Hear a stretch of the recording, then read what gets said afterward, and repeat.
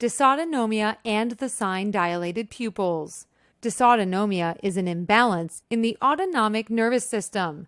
The sign dilated pupils is evidence of dysautonomia. Note the dilated pupils in the baby picture.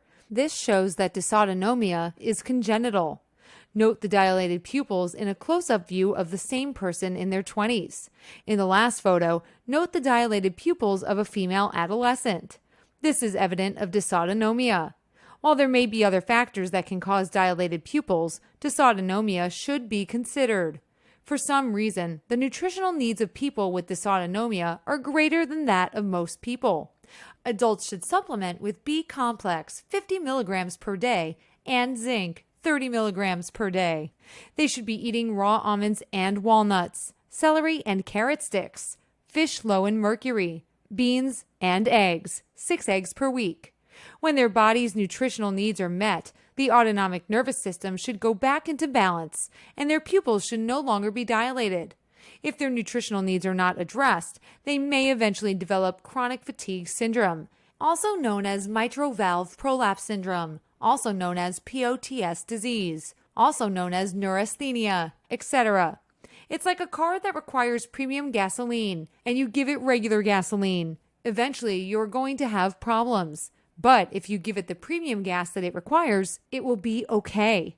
It's important that healthcare providers recognize this sign in order to prevent the undesirable consequences that could happen, usually in the patient's 30s. It's like Gerald Posnecker, ND, DC author of Chronic Fatigue Unmasked, said, "It's a terrible price to pay for ignorance of nutrition." A good analogy regarding this sign, dilated pupils, is that it's like driving a car on a road, and you see a sign that says dangerous curve ahead, but you can't read the sign because it's written in a language you don't understand. As you continue driving, you see another sign that says dangerous curve ahead 20 feet, but again, you are unable to read the sign. The next thing you know, your car is going off a cliff because you couldn't read the sign. It is my hope that healthcare providers in the United States and around the world will be able to recognize this sign, dilated pupils, and know what to do about it before the undesirable consequences that were previously mentioned happen. For more information on dysautonomia, read The Dysautonomia Project by Kelly Freeman, MSM, David Goldstein, MD, PhD, and Charles Thompson, MD. Also, Confronting Mitral Valve Prolapse Syndrome by Lynn Fredrickson, MSN, which offers some good information on dysautonomia and nutrition. If you have chronic fatigue syndrome, read Chronic Fatigue Solved the Adrenal Connection by Dr. Jack Herbert.